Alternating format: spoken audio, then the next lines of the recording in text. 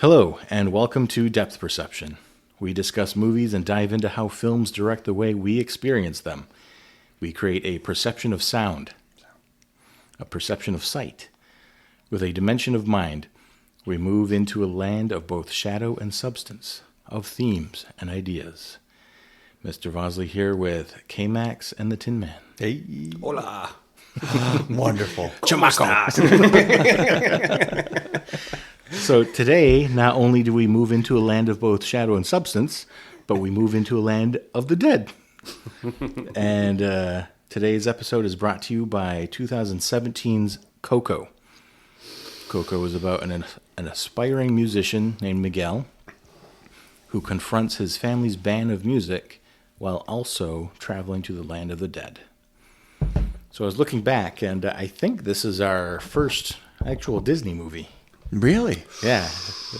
Pretty crazy that we made it this far without putting one in there. Shame on us. Shame on us. I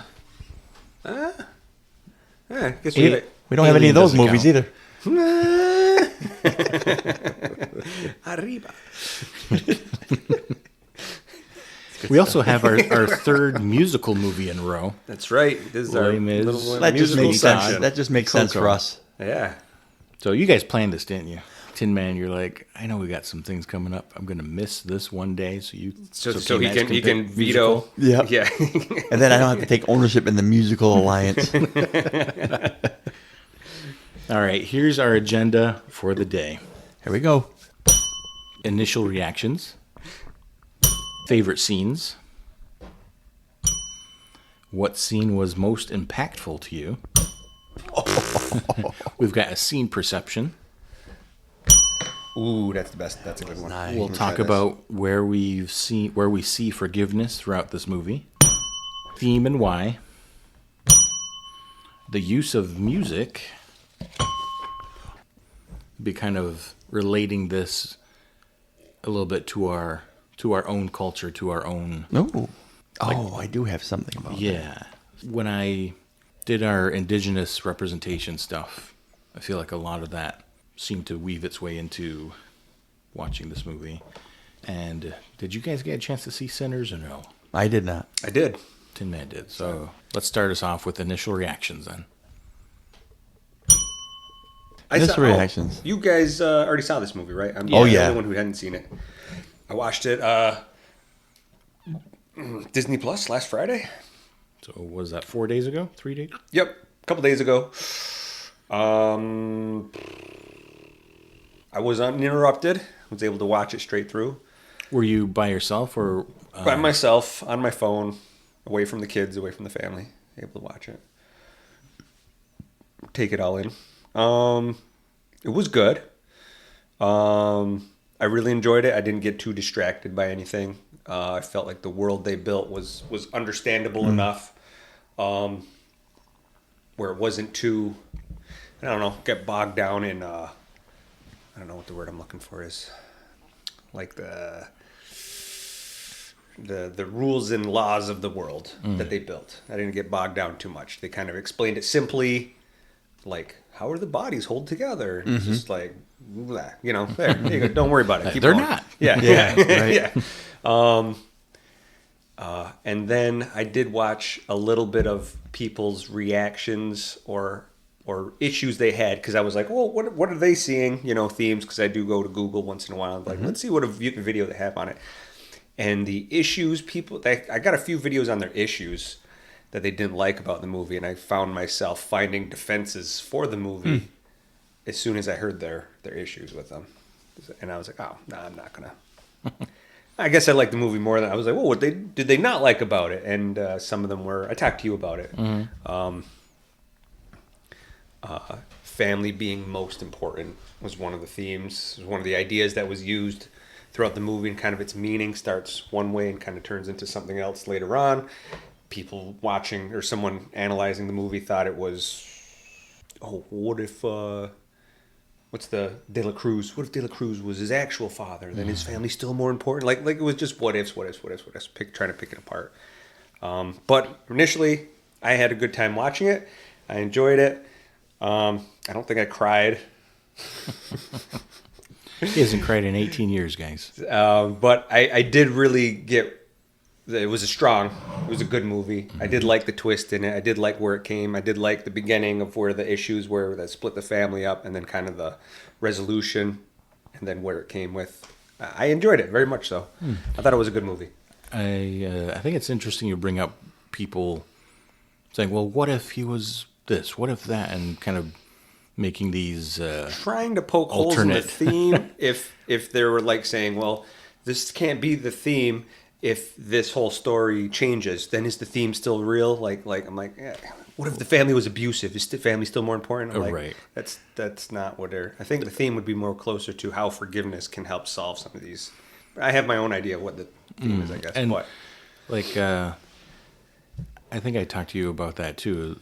Well, I guess I talked to both of you about this, but the more you understand what the filmmaker's trying to tell you, that's your story. That's what you're following. Right. There's a journey he's on specifically. Right. Why these happen in the way that they do is supposed to point and tell a certain story, not the. So if you change something, it's going to change the whole thematic structure of Right. the story. So you can't just. That was one. The family having to go through like customs to get through. They had a big thing on it being, it's the themes behind it are Mexican and American border crossing relations and I don't know. Like I was like, I didn't see that at all. I don't think there's anything American that's supposed to be influenced on this. This is strictly in this one culture set. If you want to add that to it, I feel like you're pushing hard to add. You're really injecting. Yeah, that's what it felt like. Yeah. Gotcha. And I was like, this is a device for the story specific because it makes the world make sense, but it wasn't like the border agents are out to get you in the world of dead's where the Americans are and they have a thing against your culture. It was like, Interesting, though. That's interesting what that people were pulling that out Yeah. from what was shown. Yeah. Interesting. So those were a couple where I was like, I'm not seeing that. I enjoyed the movie and I could see past that to the other themes of it, but I didn't pick that apart out of it. Right. Maybe one of our viewers will, and they see something we didn't see, but I didn't see it. Right. I mean, we're not Mexican either, so I mean, that's not a lens we got. Right. K-Max. We are coming to you live from the heart of Tin Man, who did not cry during Coco. No, that's too many beats. No, that's not true. I did get the feels. I get Yeah, it. I you get get- it. yeah, you get but the- but it was. I thought it was well played. It was well written. Your characters were interesting. The story was fun. The twist about the villain was great. I was like, I really like that. They made a villain that was like an interesting villain. Like that was a cool idea for him. Like, no, he's a lying, stealing murderer who's the greatest person of all. And I would not. I remember when I first watched it, I didn't see that coming at all. I'm like, oh my. Yeah, that was cool. I did like that. So, one of my favorites is like a top 5 movie. Yeah. For the music, the characters, and what I think is several themes. Each of them important, each of them meaningful to me. Galvanized by the fact that my nephew Forrest played Miguel for Halloween one year. He went as Miguel, and he was just so into it. And he was like 8 years old at the time, and he had a red hoodie. And Mary and I, and my mom, we painted his face. He looked just like him, and he, if you know him, he looks just like him. And we took one of my guitars, and it might have been Ralph's guitar, one of the guitars. We painted it white, and we did like the little skull on the head of we made it look just like that. And he would go, he would do he did that from house to house, and it was, I swear, he was one of the cutest things I've ever seen in my life. And he would sing Mi Amor, Mi Amor. He would sing he would sing little bits of it, and I welled up because every time he did so there's that cute moment that ties in the art and reality, you know what I mean, life and art. I I can also enjoy this because, again, this isn't jumping ahead. I had this written here before I even knew this was a topic. But like, the reason why I like it is because it does a nice snapshot, more as good as any film that I've seen of the fishbowl existence of a small ethnic community. The good and the bad of it.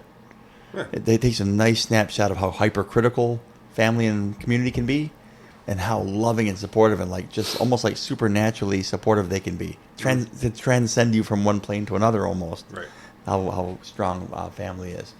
And without effort, makes me laugh out loud and cry every single time I watch it. Without effort, without me getting into it or me needing to be in a certain mental headspace. I could be in any spot and laugh hysterically and something about Mary cry. You know, just like sobbing, crying, like, oh, get it together, dude, every time. So my initial reactions are, it's just, I love it. So it's going to be really hard for me to be critical of anything of it because I just love it. It makes me feel good when I watch it. It's my go-to medicine for a depressing or if I'm spiraling or if the world isn't making sense. I watched it earlier today. I watched it over the weekend, and I mean, probably 30 other times in my life so far, but kind of the same idea where you can just be there and watch it, and there's specific moments in the movie where they just grab you, and kind of the same thing for me. If there's a soft spot in my heart somewhere, it's a direct shot watching some of these scenes. And I was kind of feeling the stress from work and life earlier today, and those scenes it was like hitting a reset button a little bit. That's right. That's well said. That's very well said. How it almost like hits an emotional reset. It refills the tank a little bit from watching a scene or two. Well, did you watch it when it first came out? I believe so. I believe I saw it in theaters. I don't think I did.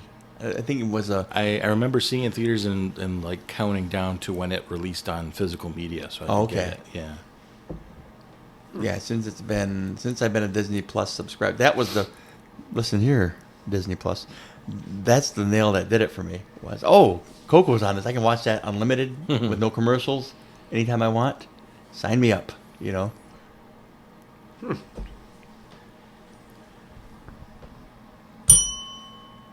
Let's talk about our favorite scenes. I'll go first. Yeah. Okay. So I have two. One is obvious. Me and Vaz talk about it all the time. We see the line all the time. Just like the part that makes us. But another one that gives me the feels is Hector singing Juanita. Yeah. Before, is it Chick or Cheech disappears? Mm-hmm. They're going to borrow the guitar from the guy in the hammock, and he knows his time is short. And then he says, sing me that song. And he goes, there's kid present. So they had to change the lyrics and everything like that. And it's just this beautiful exchange between worlds. Like he's about to transition. Not just transition from the afterlife, but into like eternal nothingness. Because he's not remembered. And so, but he still has this friend in the afterlife that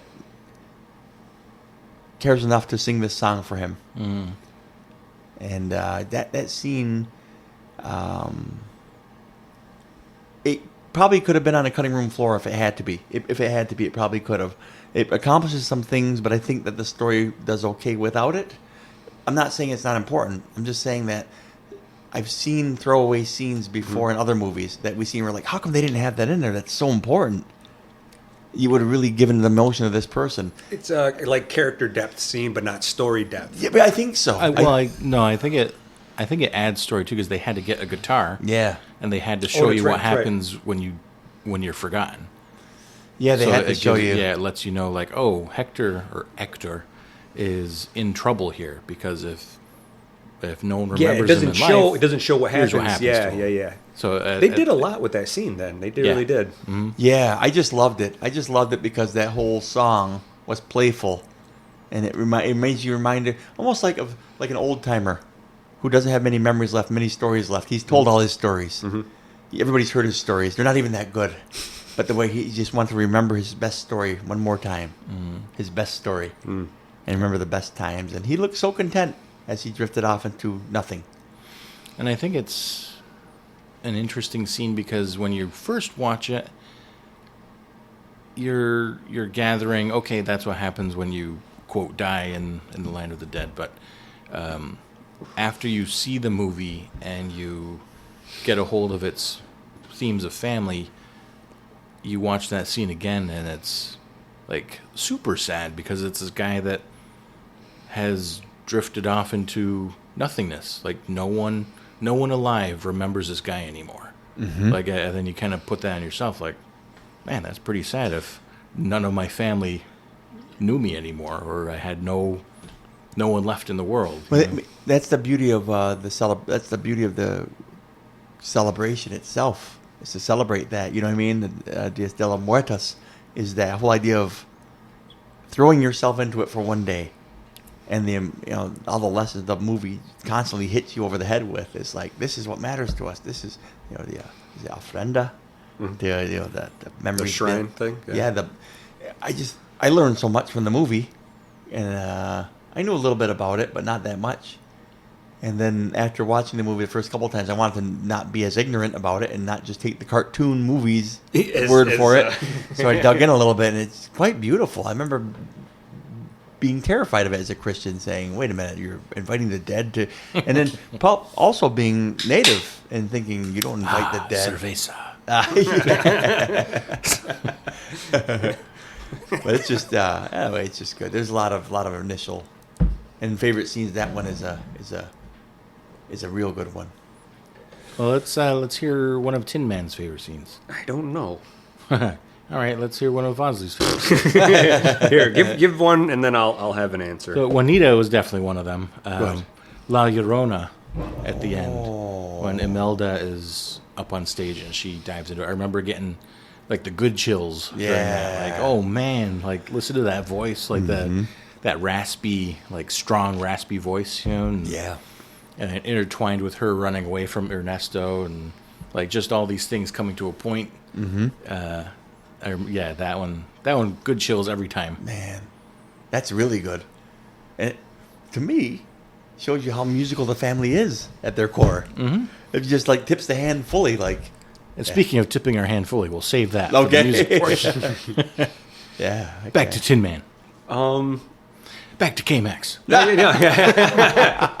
I do like the twist with the villain. Because I know it's a Disney movie. It's got to spin around eventually. But having Ernesto being his family, or being his supposed family member who he looks up to, he made his own ofrenda hiding in the house for him to get his guitar. At great risk to himself, building that shrine for him. Yes. And they destroy the guitar after they find it.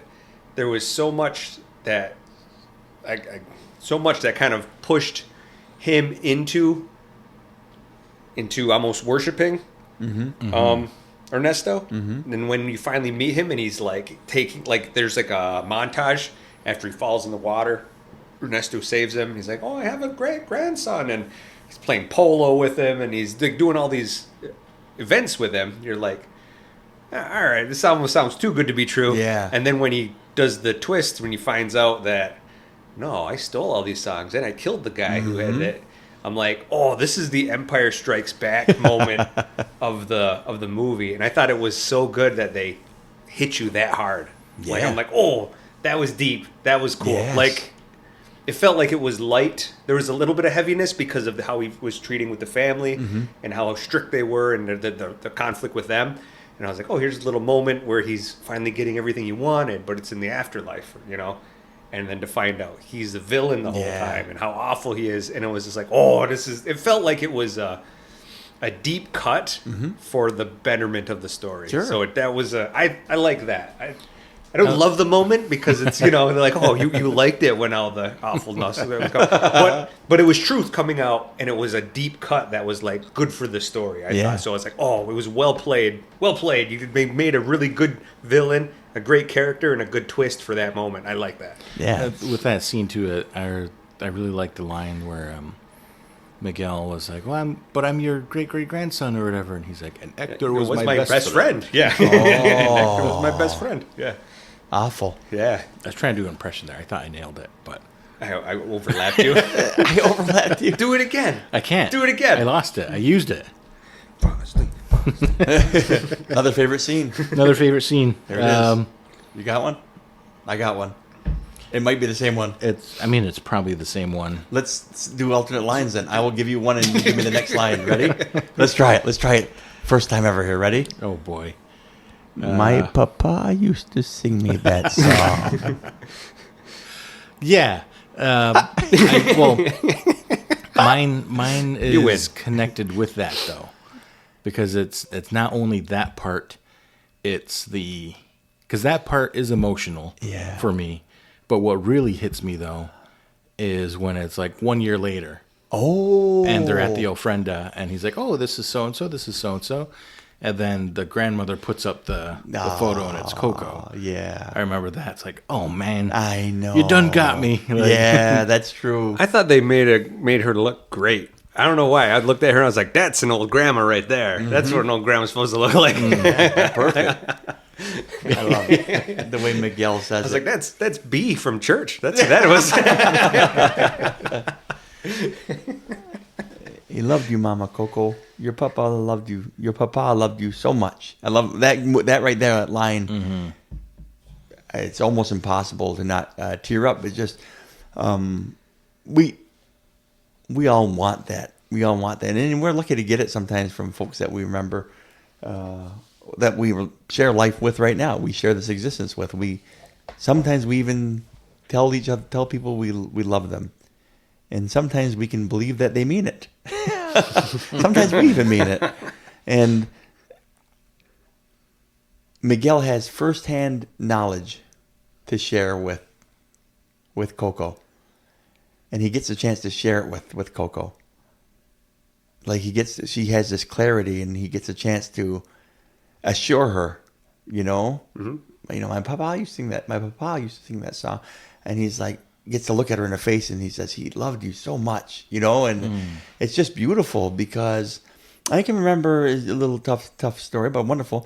Maybe a year after my sister passed, a family member had a very, very, very, very lucid dream, very, very like clear dream, and I had the exact same dream. And again, I don't know if there's anything supernatural about it. It's a dream, right? So we had the exact same dream though the same night that we were at a reception or a family banquet, and food was amazing, and everybody was oohing ahhing about the food, and me and this family member were still a little bit blue because we were missing my sister, and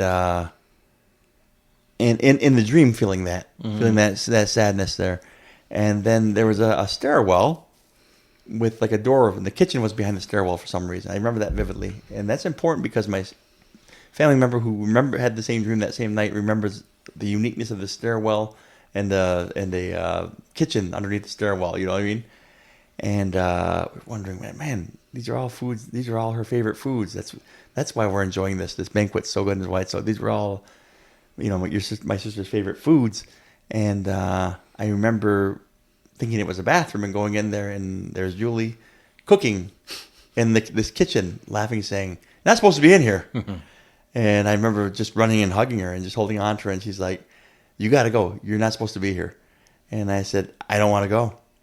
And then my other sister having that same exact dream and same exact experience where she said, "You got to go. You can't be in here." Holding on to her, saying, "I don't want to go." Saying, "You can't be here. Everything's good. I'm fine. I got work to do. Someone's got to take care of you guys and feed you guys. I'm doing that. Just trust that I'm doing that, and I'll see you soon." And then got ushered out of that room. Looking at her, the door closed, going back to the party and waking up. Blueprint, carbon copy. Me and my other sister had that exact same dream on the same night. And I remember just feeling like, I don't know how it works. I've never died before, right? And again, yeah, close, pretty close, right? Is that a threat? Remain fully conscious during my Widowmaker heart attack. So no, never seen that. But I think to myself, so I say that so that I can say I don't know how it all works. I read a book that I believe that spells out how it works, but I've never died before, so I can't say this is exactly how it goes. But the reason why I love that scene so much is because Miguel in his experience was actually able to talk to that person and able to say, I know this for a fact, how much he loved you. I seen it. I heard it. I witnessed it, how much he missed and how much he wanted to come back to you. And to me, that carries so much weight in a silly Disney movie that just makes you feel like, what if you... And that's what movies do for me, though. It's like, what if you could do this? What if you did have this experience? What if you were this power? What if you were Superman? What if someone was able to come back and tell you that everything was okay and that someone loved you and still loves you, still exists and still loves you? What a wonderful theme. I don't even know it's a theme, but what a wonderful little message there in a movie. It's awesome. Yeah. I should add, when I say emotional in this, none of it is negative. It's all like positive, overwhelming emotion. Mm-hmm. Yeah. Unless you're a Tin Man. Those scenes are great. I just thought it made like such an impact having such a negative, and then the response to it being so... Yeah, I love that. I love that. Positive, because you hit us going one way and then you pull us all the way back. I feel like that's what a good story does, though. Yeah. Good texture. Yeah. Man. You may. Well, let's move into what scenes were most impactful to us then.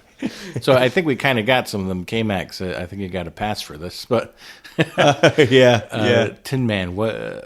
So story-wise, we know when Ernesto is revealed as the villain.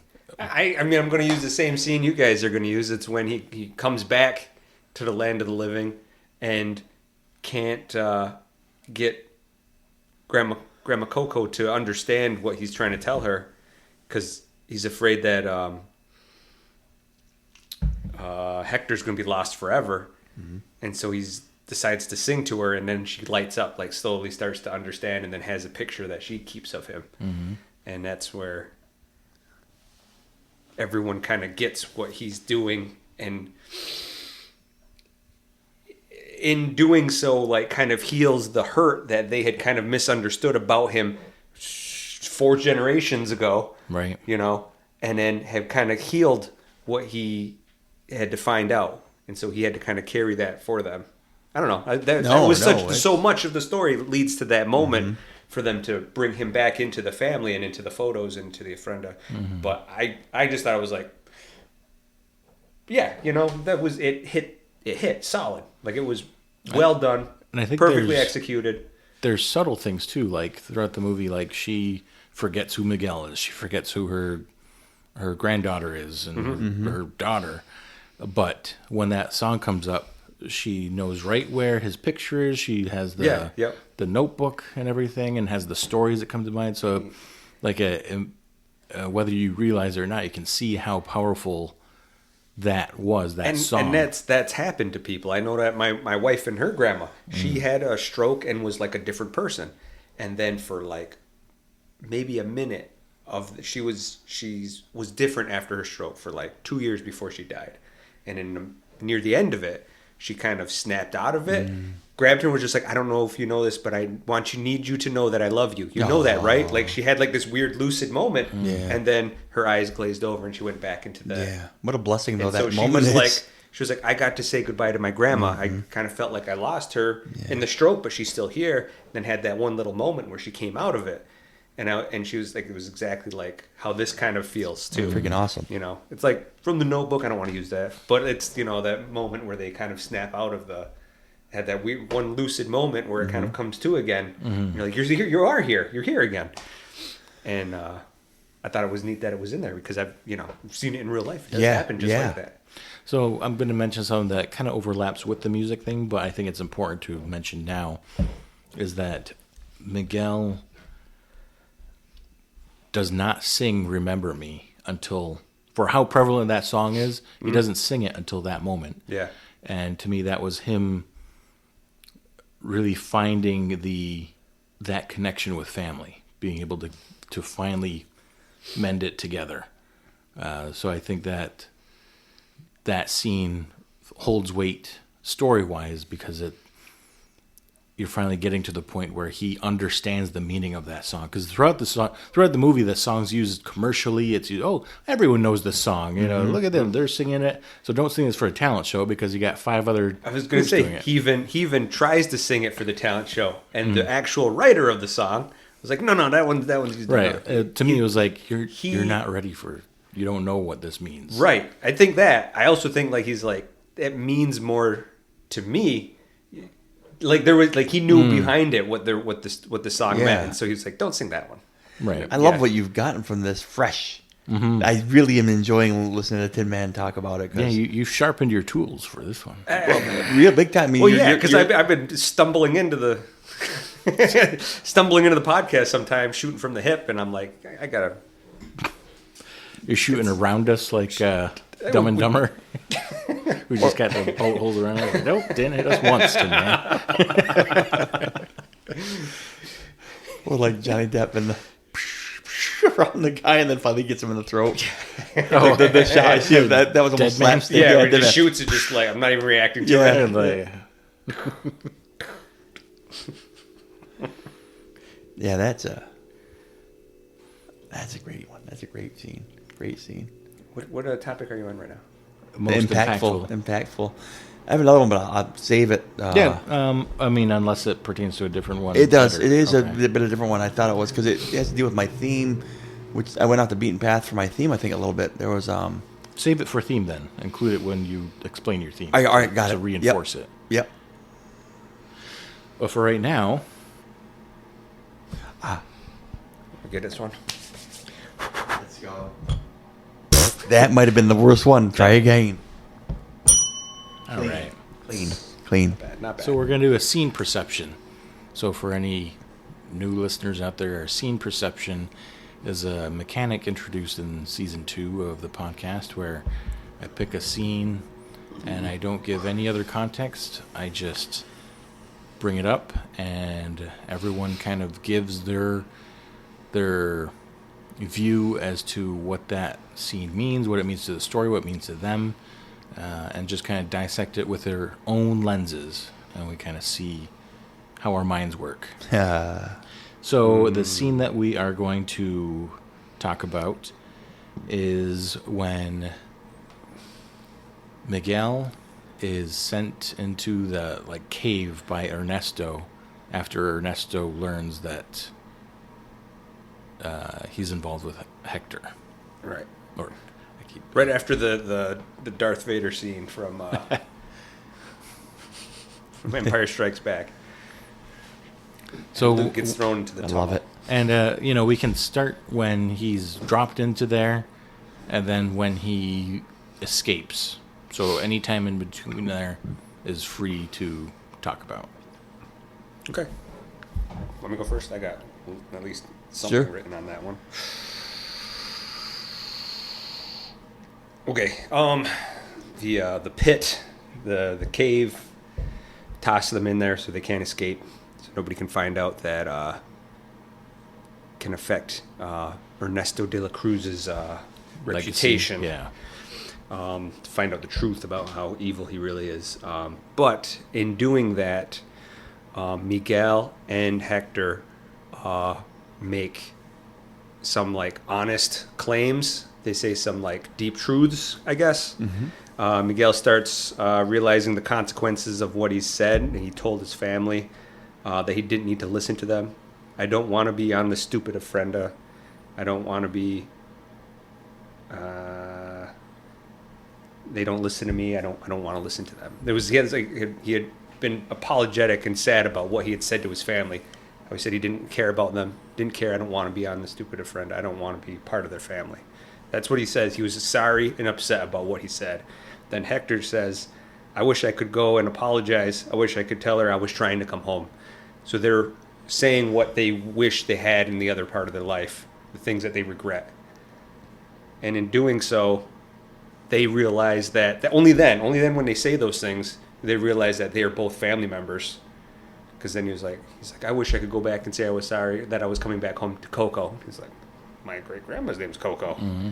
and then shows the picture. It's like, that's you. Then they realize they're family. Only after they kind of reach the lowest part of despair, the abyss, in the hero's journey, do they kind of come to the realization that they're actually family. And that's when he says, well, a minute ago, I thought my great-great-grandfather was a murderer. He's a total upgrade. Yeah. Like, oh, it's so much better. You're actually my family. You're the reason that I have this want to sing and have music and stuff.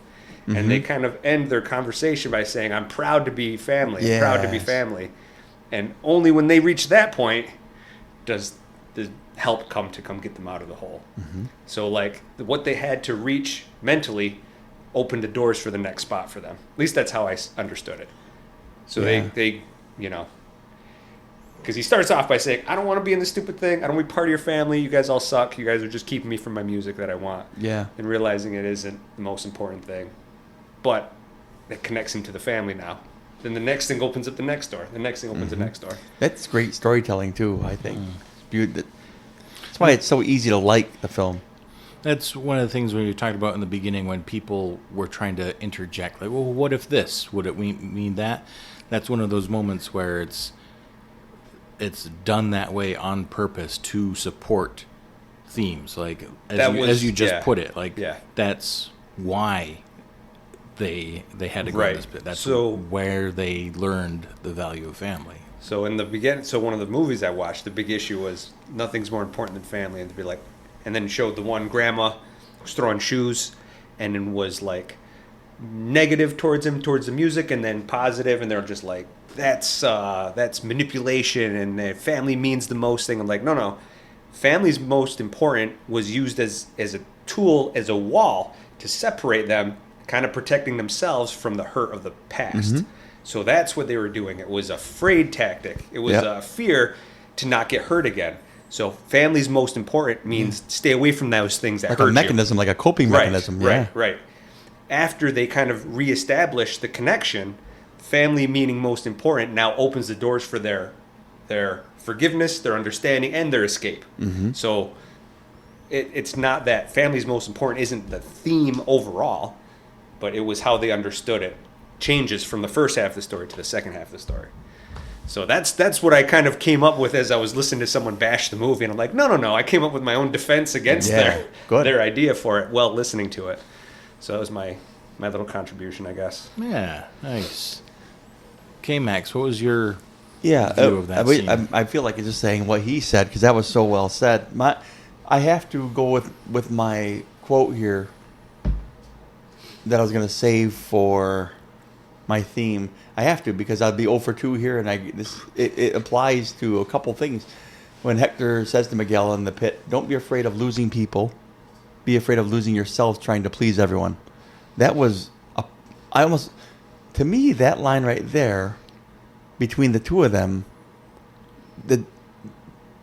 I was trying to think of this because I didn't know what the scene selection was, but did that transaction happen in the pit or did it happen somewhere else between them? I think it happened in the pit. And he said, "Don't be afraid of losing people. Be afraid of losing yourself trying to please everyone." Hector said that to Miguel.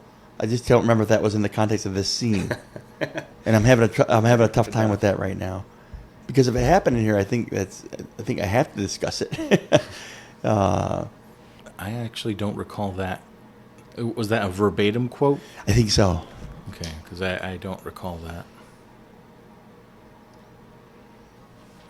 Long pause. As I'm sitting here thinking, I'm trying to see if it's in the actual screenplay. Yeah, and I swear I saw a clip with him telling him that in the pit, which might not be, but never mind.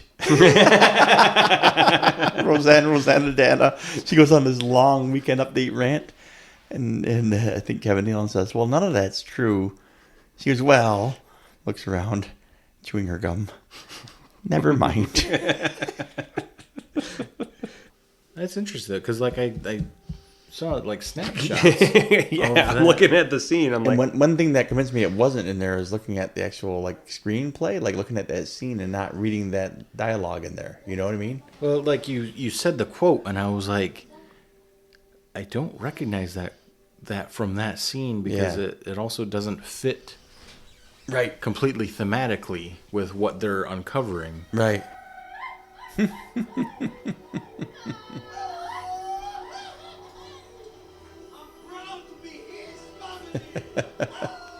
You know, they didn't write any music for Miguel to sing initially until the voice actor sang a little, and they're like, "Oh, you can sing." They're like, Oh, "Yeah." really? Yeah. So they added him to sing songs too because they didn't initially have songs for him to sing. Yeah, I kind of co-sign. It sounds like such a cop-out, but I kind of co-sign with Hey, exactly. I've co-signed your guys' things too. It The night happens. is the night. I felt like I had something, but I think it was more of like a theme than a quote from that scene. So I think better for me to just kind of say it was broke down. I don't want to go too far, but perfectly, kind of explaining what transaction happened in that scene and why it's so important. I guess I never looked at it also like it was like unlocking something, like when they finally admitted those things to each other.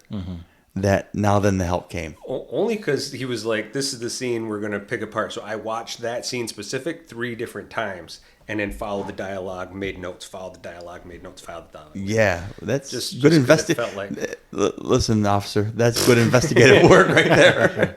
It also fits like the Joseph Campbell hero's journey. Oh, sorry, Joseph Campbell hero's story, like abyss portion. They're literally in the abyss, and they can't get out. And then help shows up. Like, okay, it's a lot of things seem to happen in these moments. Why they're cheering and laughing and happy in the pit. Yeah, In where they're supposed to be in their most desperate, pit and of then they're despair. able to. I just thought of Chris Pratt from Parks and Rec. The pit Being in song. the pit. Yeah, I guess I'll go through what I thought of that scene and a lot of what Tin Man said. But anytime there's water in a movie, you pay attention to certain things because water Interesting. often it's like a symbol for like renewal, rebirth, cleanse, and we kind of see that here. And I saw this scene as the climax of the movie because of the actual conflicts that that's all been building up to this right here. Because yes, Imelda has some demons to conquer, and so does Hector, but it's Miguel's story. Yeah. So his conflicts that he has with his own family and his passions with Ernesto, they're not resolved there, but they are have all completely addressed right Yeah, there. they're all. It's understood now because it wasn't understood before that. Right. Like they didn't know. Also, he did fall into water when Ernesto saved him, but it was a pool. I don't know, fake water. Where that one's more real. I don't know. Want to make that That will be something I talk about. Fake because his things. paint comes off in the water. fake things come up, and it's funny though that I've mentioned that these are all cousins of each other: forgiveness, vengeance, and justice. Because I pointed out before the idea of disguise, and we kind of see that here too, right? But I'll say that for a little bit later. It wasn't until they're stuck in that pit, like you mentioned, that he has this epiphany of the importance of family and what it means. And within the context of this chapter of forgiveness, we have 2 characters that now are seeking forgiveness and understood how they wronged their family and feel it. Remember I mentioned see it, feel it, say it, act it. So they've gone through multiple steps at this point, and all they have to do is actually apologize to their, in whatever way they show it, to their family. And thematically, that's why once they realize that, who comes to the rescue but their family to get them out of this pit? Yeah. But yeah, I thought that was the climax. Not when they're actually facing off during or right after La Llorona or at the concert. I thought that was the climax in the pit because that's where your major conflicts are addressed. Oh, okay. And okay. Miguel kind of he's I don't want to say he's rebirthed, right? But Enlightened, I guess. yeah, he's renewed. yeah. And the use of the water in the pit, like Lazarus pit, kind of support that. Brings him back to life. Yeah. Ooh, and then he comes back to life after that. Back to the land of the living. Since this is an episode on forgiveness, let's talk about where we see forgiveness throughout the movie.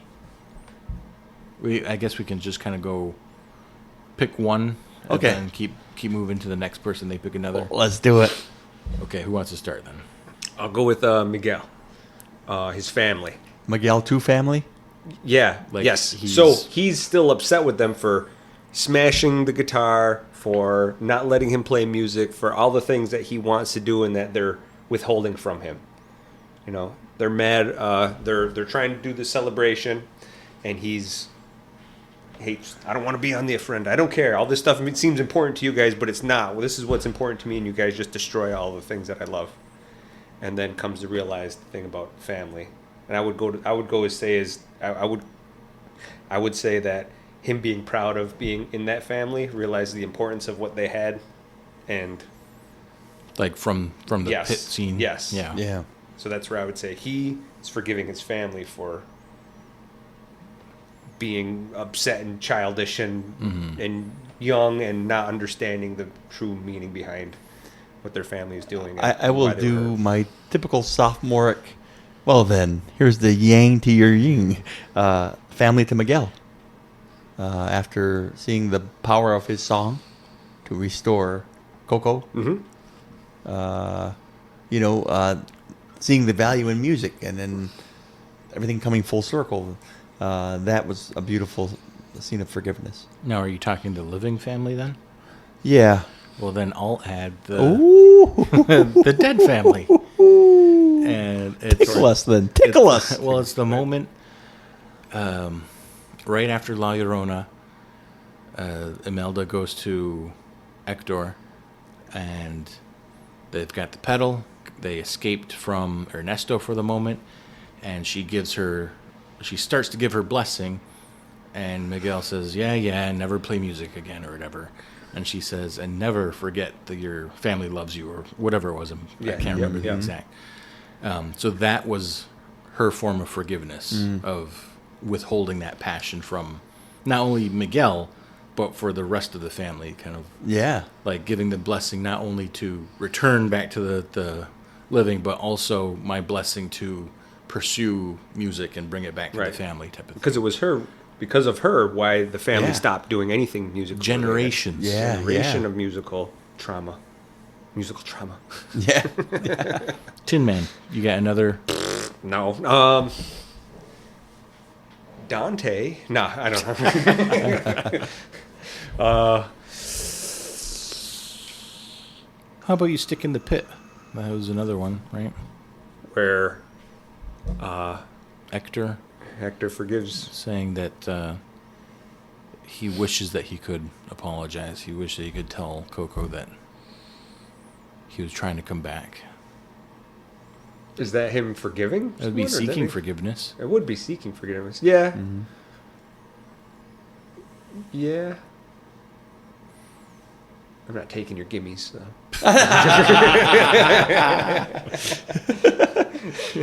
You might set a good volleyball, but I don't have to spike it. I don't have to. Yeah. Just sets it back to me. Yeah, right back to you. You're like, it's our It third hit. just lets it hit the drop. sand. Yeah. Third hit, man. Oh, come on. What about Imelda to Hector? Go for it. Like, well, just like when finding out, this one always hit me funny, because it's like, yeah, you forgave him, but like, thanks for years of eternal bitterness Yeah. She For wasn't just initially assuming forgiving that- of him right off the bat. for yeah. just assuming that I was just ran off when I was murdered. I'm sorry I was murdered. Please forgive me for being murdered. that I guess that's kind of a critical lens right there, but he didn't do anything wrong. He meant Well, to. He started. I mean, he did leave Yeah. with the intention of becoming famous and leaving his That's true. wife and Little kid. daughter behind. Yeah. So he did do that. Yeah. But he was on the way to reconcile and And then the apologize. chorizo got him. Chorizo. Yeah. But there was forgiveness there. Yeah. She forgave him. This was I had a moment of false forgiveness with Ooh. Ernesto. Ernesto. One withholding it because the pedal kind of represented forgiveness as well, right? So he starts to give it, and then once he realizes the gains and losses that would affect him, puts it back in his pocket. And after they clash at the concert, and he seemingly drops Miguel to his death, he walks by Hector, who's like collapsed from being forgotten, and he says, "Apologies, old friend, but the show must go on." So like you said it, but that's it. Like there's no. Of course you don't mean it. You just killed his his great grandson, great grandson. Great. So that was the elusive false forgiveness that we had from last episode. You see it on full display here. That's cool. Of just saying it to continue or saying it out of jest, like, "Oh yeah, I apologize." But he also starts to give a blessing, but the pedal never illuminates. Mm-hmm. Where everyone else, as soon as they start to give a blessing, it lights up. It's like, "Oh, you were lying. You were not giving a blessing." Nothing authentic about you. Exactly. Right. The authenticity there. Do we see any other versions of forgiveness? I think that I'm going to mention, we talked a little bit with justice, how that form of forgiveness is, you've served your time, you got your punishment, you're accepted back into society kind of thing. Mm-hmm. And I think that we see that here when he's ousted as a murderer, and that Alebrije hits him into the bell and he dies again the same way, or quote dies again the same way, is kind of like societal forgiveness. Like, okay, you'll do your time and be stuck under the bell for as long as it takes, while the real hero Hector gets to get into the spotlight instead of you for a bit. So, You said you had one, K-Max? I don't think so.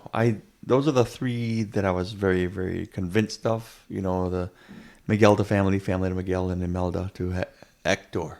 I'm sure there's more, but I can't recall any clearly. All right, I guess we can. All right, let's go with our theme and why now. I should have wrote it down. Mine is just simple: the healing power of forgiveness. Damn you! Mine was like forgiveness heals. I'm like, not to co-sign. It's funny, yeah, right. I had a colon in there. I had the healing power of forgiveness : letting go of past hurts to embrace family unity. You know what I mean? So it's like, that's what forgiveness is. It's kind of like letting go of the power of it to hurt you. I think what forgiveness is, because it's not conditioned on someone else earning your forgiveness. Right. And so it's like, he couldn't embrace family unity because they couldn't embrace family unity. They couldn't embrace him for who he was. They couldn't embrace true family unity until everything was uncovered. Right. And then so when everybody was able to forgive each other, look at the last scenes, they're all together. The 1 year later, they're all living in harmony. They're all... Yep. That is family unity. Allowing music. Family unity wasn't when one person was singled out. Right. When someone was being alienated for loving music, for God's sake. Yes, or if they were taking chunks of their daily life out, putting restrictions and walls up that alienated portions of the family because of a past hurt. Yeah. So the forgiveness took the that's walls why down. I got a little bit defensive at the people that were kind of looking at poking holes and kind of like shooting holes at like the wholesomeness of the message. Yeah. I was very critical, and I'm glad you took defense of them also, because the story takes great care to not do that. Yeah. To make sure you know that here's the message here. I wonder if the voices were just so loud, or not that they were loud, but that that was like the first and third YouTube videos I found on theme, Coco, something else was the mid search. But like, I don't know if it was because it was such a wholesome movie that there wasn't a whole lot of people needing to be so positive. Yeah, right. It's like, no, it was good. It was really good. But that the one negative ones got so many views or pushed up because who had a negative point for this? I always feel like for something to stand the test of time, for something to really be a classic, to be a top 5, there has to be discussion on the null hypothesis. There has to be some discussion out there. So I don't hate it, but that just gives you more contrast to throw the truth at. Because I was willing to hear it too. I go, what is the negative view on here? Like, is there something I'm missing? Is there something more to this that's deeper, or there's a bright theme that I'm missing? That's like, ooh, is there something like what is it there that what would Corey find on this that I wouldn't notice? Well, it's funny how that runs through my Bosley. head. Yeah. Excuse me. That's Mr. Fozzie. But those questions led me to talk to many of my migrant farmer worker students, kids of migrant farmers that go to Wilson, many of them, and their celebration and what it means to them, and even asking them, because Coco's I tell them right out, it's one of my favorites, and I ask some questions to them all the time about the movie. We watch it right around that time of year, and the kids, it's not even a big deal to them. It's almost like, we gotta watch this. It's almost stereotypical. They like it, but it's like, we watch this again, Oh, okay. The one Disney movie that we get, it's like, it's like, I'm supposed to, like Pocahontas, I guess, for me. This is ours. But they love it because of the message of family and forgiveness. And they said that there's a lot of that goes into that day, that celebration, that is forgiveness oriented, where there's like one of my students, Maria, talks about like a component of that day that is, and I think it's very Catholic, influenced. Okay. That deals specifically of like on the ofrenda, you're lighting a candle, almost like you're doing it at a service in a Catholic mass. Okay. We're lighting a candle not to atone, but to kind of confess certain things, but not to God Himself, but to confess to that spirit of that elder ancestor, Right. A saint, of wronging them or doing them wrong. And she talked about that. I never knew that. Again, it's not. I haven't vetted it. It's from a student, but I have no reason to doubt her. And that makes perfect, beautiful sense to the movie to fit. Isn't that? Sometimes things work out, and I try hard to connect a lot of things, but then there's some things that connect on a level that I don't plan on, and that's one of them. That we talk about forgiveness, and even culturally, this is a story that dives into that idea. It's cool. The authenticity of it too is, we face this with many people, because I'm guessing you're one of the only natives on your police force. You're probably one of the only natives in your health department office. I'm the only native for sure on our staff. And so we are I don't want to say token, but we are that in our worlds. And there's a lot of weight that comes with that, because then all of a sudden, hey, is that true about you folks? And no one's guilty for asking that. As guilty as I am asking my students, hey, is that in Coco? Is that how it works? But I think it's cool when stuff that we're discussing kind of vets itself out. You hold it up to the light, and it's like, yeah, that makes sense, and they kind of co-sign it. They're kind of like, yeah, that's as good a representation as you could have of familial forgiveness and what it means to be united, what that day is for.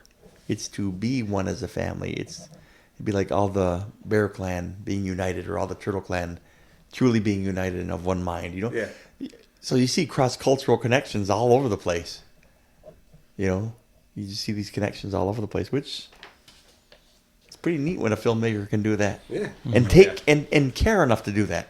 Because you can half-ass it with filmmaking. Lord knows we have examples of that all the time. And very much those are the blockbusters. They're not made so deep and so clean and so pure and so wholesome as a movie like Coco. Yeah. Which, anyway. Tin Man, did you have any other additions to your thought on the theme? The ability forgiveness has to heal old scars, wounds, and then walls that are built up over time from trauma, hurt, unforgiveness, something like that. Okay. It's a powerful force. So I put honoring both your ancestors and descendants through culture and memory. Ooh. So my theme wasn't forgiveness per se, but it definitely fits into this idea. You honor by remembering the good, forgiving the past. You honor by supporting your family and not controlling them. You honor them by upholding your culture and the contributions from your ancestors. And I brought up an idea of forgiveness as a two-way street, or dare I say a bridge. Oh my. And what do we see in this movie? There is quite a bit of symbolism that I use to kind of support this idea. But the bridge that you see in the movie is definitely one of them. And it's a bridge built on the ability to forgive and your connection with your ancestors and your descendants. The marigold petals, they're used, during the movie to give the blessing, to forgive, to support your family. And it's literally a bridge made of that power, right? And that's what connects the ancestors with their descendants and vice versa. I also saw the alebrijes, like the guides in the Land of the Dead. They were kind of used to equalize the importance of ancestry, because they existed in different forms, but in both lands. Oh, cool. That's right. So, Dante and the cat, you saw them in the Land of the Living, but then they took on a different form in Land of the Dead, but their jobs were kind of the same, because you saw Dante guiding Miguel throughout the story in his own way. Yeah. Leading him on this path of change from the living side, and then Land of the Dead kind of doing the same thing, kind of gently guiding him in certain directions. And you had I don't know what the thing is called, but the cat that turns into the giant winged chimera or whatever it is. Yeah. Ram, horned panther flying. griffin with a lizard tail. That's a chimera, right? I don't know. That's what I thought. Anyway, but that thing is used to like track down Miguel, and at first it seems like in a wrong way, like he's hunting Miguel. Yeah. But to me, that was the connection. He blew the air onto the ground, could see the footsteps, and it was like you felt scared at first, but he's actually got connection with Miguel and the ancestry, and finding him ultimately to save him from the pit is what they did do, right? And I thought there's a while there where I watched the movie and I'm like, well, it's Miguel's story. Why is this thing called Coco? And it was a long time thinking about, why is it called Coco? And kind of connecting the theme. And what I got was that she is kind of like the middle, the homeostasis. And she's the only one of our main characters that isn't in need of forgiveness, but she's in need of saving. No. Because her ancestors and her descendants can't see eye to eye. And she's at risk for losing everything because of that. Yeah, that's pretty cool. The abuela boy, the abrasiveness of abuela, you'd be just so angry at. That's spot on. So angry at her. Yeah, it is. Chimera. It is. The ancient beast. And I saw Ernesto and Hector and Miguel, I feel like are ghosts of Christmas futures of each other. So if Hector continued his path of, he deserted his family to try and be famous and be a musician, he would have probably ended up as ruthless and cutthroat as Ernesto. But Ernesto, because he represents that side of things, when Hector decides that he's going to leave, that's what defeats him, is that same ruthlessness that he was kind of going towards. And you even see it in the pit with Miguel saying, you know, I wanted to be this, and they told me not to do it, and I didn't listen to them. It was kind of the same thing where he's saying, well, if I desert my family, I'm going to end up like Hector, who's going to be forgotten pretty soon. So it's kind of like different versions of, you know, this idea of Ghost of Christmas Future. And Ernesto is kind of like I'm going to say displaced admiration, in the same way that Hector is displaced anger for their families. If that makes sense. Displaced admiration? That's what I thought Ernesto felt like. Yeah. So Miguel looking up to Ernesto and idolizing that, and then Imelda being angry at Hector, that's displaced anger, where she doesn't actually know the truth, she's misunderstanding it, and because of that has this false perspective, and to me that's Miguel, and Ernesto has this false perspective because he doesn't completely understand what's going on. The torn picture was also something too, where that's what connected that, and also being on the ofrenda is this connection between, it's not just one-sided connections, it's ancestors and descendants. You're working for both. So no matter where you are in the lineage, you're respecting and honoring the ones that came before you. You're respecting and honoring the ones that come after you.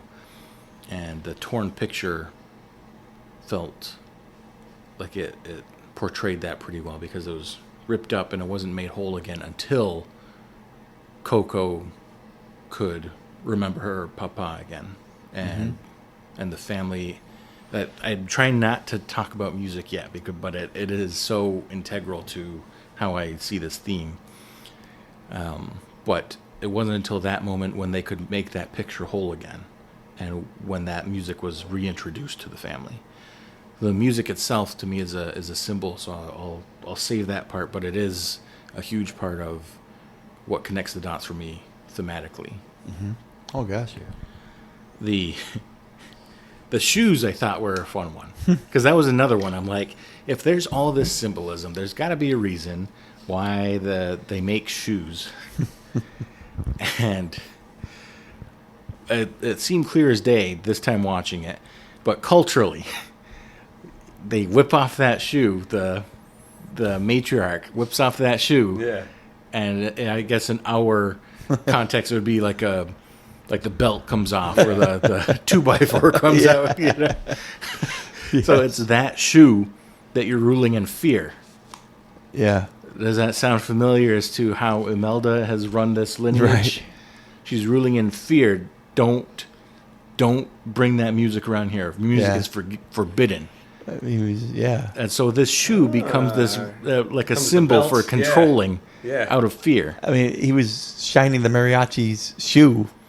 It was like double. That's part of one of those like things. Double ticked her off. Double ticked her off. That's part of that montage of like, oh, now she takes off her shoe. Now she tosses the shoe and the shoe down the street or whatever. She's trying to hit someone and then she's just like, no, go get my shoe. Yeah, now go get my shoe. So I'm like, oh man, like they're certainly demonstrating how the shoe is used in controlling family members. Ooh. And it started with Imelda and became generational after that. Yeah. In the same way that this musical band became generational.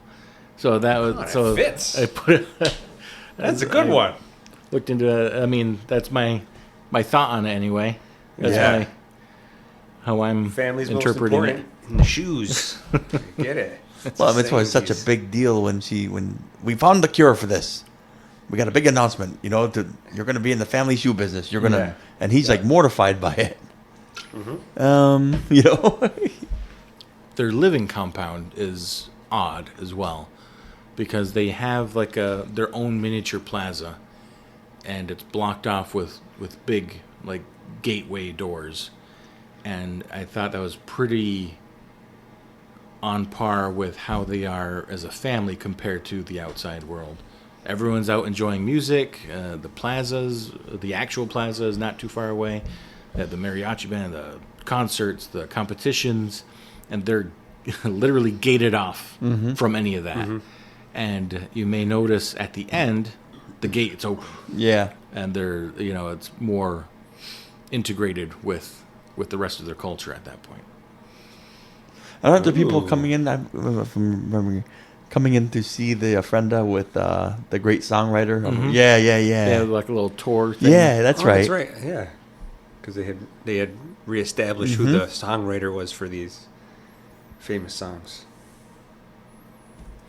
All right, I feel like I can't talk any more on my theme without talking about music, but but that was my theme, though, of honoring both your ancestors and descendants through culture and memory. I love it.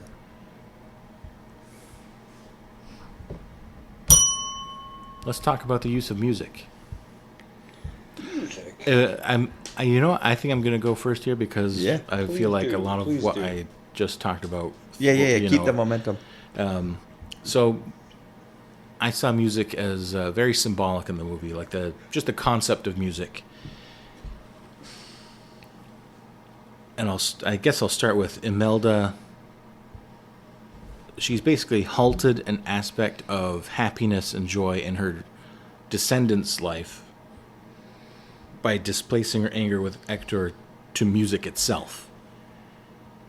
And so you see these characters I kind of mentioned before. They're all enjoying music. Seemingly everyone knows how to play music.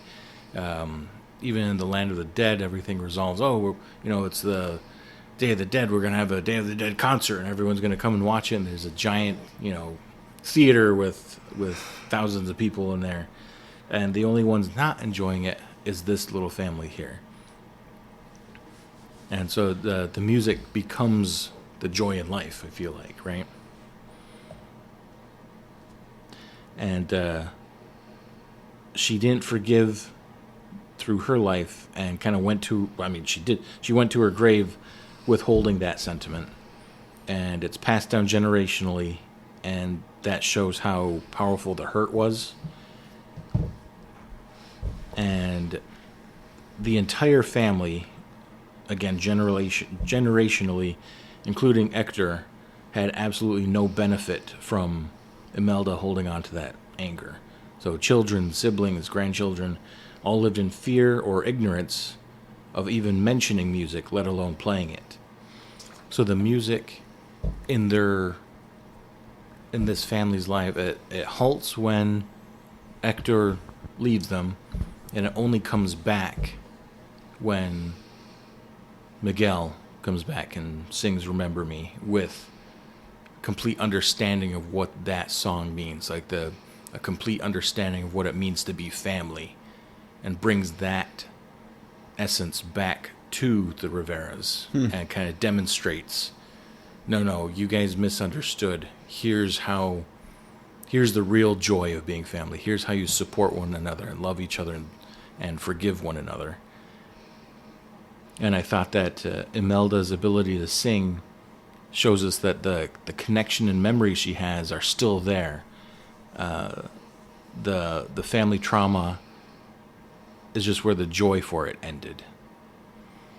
And so once that's rekindled, it's like she never stopped singing. She could belt out those. Remember when she chases Miguel up the stairs and it's like locked off, and he says, "Oh, you wouldn't understand," and she belts out this beautiful song, and so you can tell that it's the capacity for love and forgiveness and family is there, but because she's not ready to forgive, can't fully enjoy it.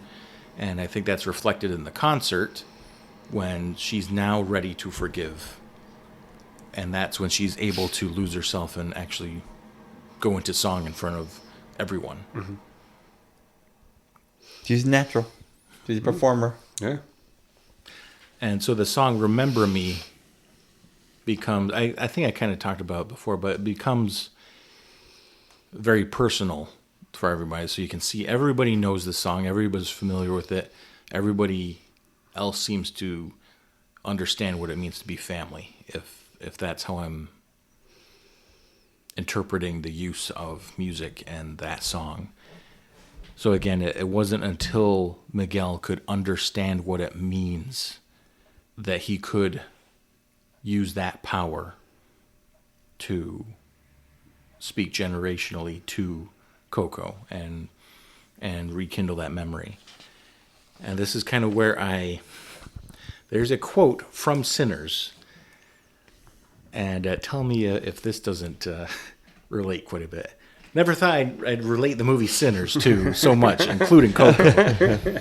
But in the beginning of Sinners, they say, "There are legends of people born with the gift of making music so true it can pierce the veil between life and death, conjuring spirits from the past and the future."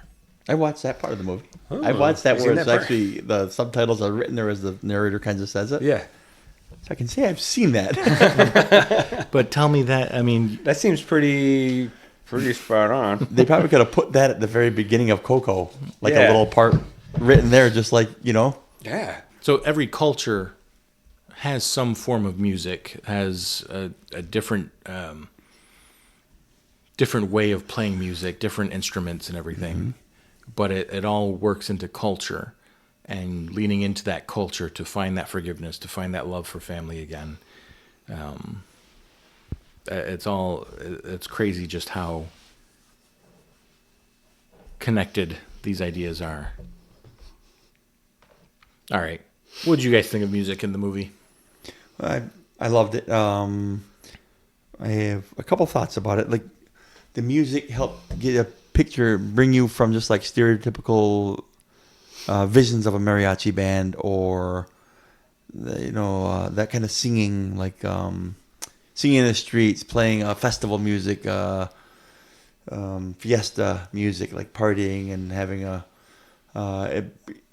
the style of music gave you a little window look at their culture, like a true look at this, how celebration can happen, and how it's like a cultural exchange, like a cultural immersion experience, seeing the way some of these songs were played and how they were dressed singing them, and even the kind of guitar playing as he's sitting there fingering the chords that Ernesto was playing as he's learning how to play guitar, teaching himself.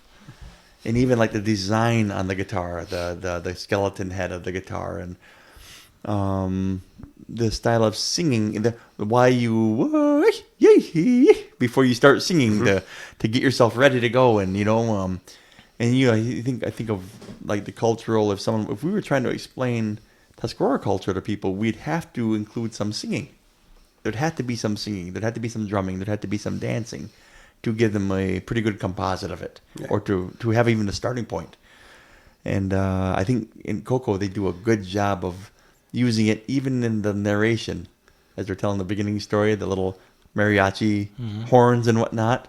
It creates the mood throughout. I have a couple more notes that I wanted to say. It was the music I thought was, and again, it's not for me to say what's authentically Mexican, but it just felt, the style of music, the style of singing felt authentic to me. The music was used like any score. It conveyed deep joy. You could felt the joy, and the music really underscored it in bold and italic, the joy. It did the same with the pain, the like the sorrow, like the one scene that I talked about with Juanita. Just as heavy a scene is with Mama, with Papa and Coco. There's that memory there. He loved you so much. I get the same thing from when he's singing Juanita, and just the smile on his face, and he kind of giggles as he goes off into his eternal nothingness. That the way it's sung is in a wonderful. I've been at Epcot in the Mexico stop, and the mariachi sings a song where one person steps forward and just a guitar and sings that style, and brings me to tears because I remember that scene. And I got to think to myself, I'm not Mexican, I'm not from there, but there has to be a reason why it pulls the heartstrings so authentically when someone sings like that. That style, not just the lyrics, but the style of singing. And so I thought that it did a good job of conveying deep emotion and even the playfulness when he's singing on the plaza, and there's some playful lyrics, but it's not even the lyrics that do it. It's the manner that he sings it, strumming the guitar and playing it. And, I think I have such a connection to it because I love music. And it just galvanizes what I love about all the emotion. Like I said, it makes me laugh and cry every time. And the music helps usher that to happen. Even maybe I might not be in the mood to laugh or cry. The music gets me there because it's an emotional level. Nice. Nice. Tin Man, what did you think about music in the movie? I spent very little time thinking about the music. Just because it was my first time through. So I went through one pass. Just not just watching it, but watching it with the lens that I'm going to have to analyze pieces of this. And that was the only fact about the singing that I found out, is that they initially didn't have lyrics for Miguel to sing. And then once they heard the voice actor sing, they're like, oh, you can hold on. And then they had him added into singing into portions of the movie. So do you know if they did Poco Loco? I don't know what it was before. I don't know if they had him, because if he's singing, I guess the original script didn't have him singing at all. Or if he was, it was just an accompaniment to somebody else who was singing. I see. But I'm like, then who sings the song to Coco at the end? How did that work? I don't know. I don't know if I have much to say about the music, though, because there were songs where they used Spanish words in the lyrics, so I tried to look up some of the songs, some of the words, and they were like, oh, okay, it made sense. It wasn't anything like, oh, that's a secret hidden thing in there. So I tried to find something that was, if it was an interesting point, and nothing really stuck out. But I don't know. It was fun. I did like the music. I do like, a flamenco Spanish sound guitar that me and Ralph I tried to keep up with him, because he would grow his nails out and would play with the nylon strings, and I'm like, I can't keep up with the... I think I have his guitar with the gray cat with Tom on there. Yeah. That plays that perfectly. Oh, is it really? Yeah, that plays that style of guitar. I don't play it perfectly, but when I try to, it sounds really good on that one. Yeah, yep. Ooh. That was all right. That was a weird one. You double covered and smothered that one. And I'm reaching back a little bit here, but our episodes on indigenous representation, do you see any overlap here, or not just in movies, I guess, but in our actual lives? Do you see connections to Coco? Yes. Well, I mean, my connection was what I started off with, my first impression, the fishbowl, that is a small ethnic community. Mm-hmm. Now, it doesn't have to be ethnic, but all I have is my own experience. I have Tuscaroras, and it is the best and worst place to grow up. And it is the best and worst place to raise a family. And it is the best and worst place to fail. And it is the best and worst place to succeed. And we could go into a sociological debate about all of it, but I don't think anybody would disagree with any of that. It is, you are supported wholeheartedly by the entire community. And you are hated wholeheartedly by the entire community. It just depends what day or time of day it is even. Everybody sings with you. Everybody celebrates with you. But it just seems like some time after time, and this might be too cynical of me, at a drop of a hat, you can be let down by anyone. You're like, I didn't know they felt that way. They're actually hating on success here. If I were to describe it to anyone who didn't grow up like how we did, or in small, close-knit families or ethnic communities like that, I would say, if you go to Thanksgiving and it falls apart, picture having your family all around you like Thanksgiving, but all the time. Picture that. Where does your grandma live? Oh, they live 3 states away. No, my grandma's 1 football field away this way. My other grandma's 1 football field away this way. Right. That's right. My great-great-grandma lived 1 mile down the road that way. Yeah, that's right. When I talk with folks, they just, it's hard for them to wrap their head around it.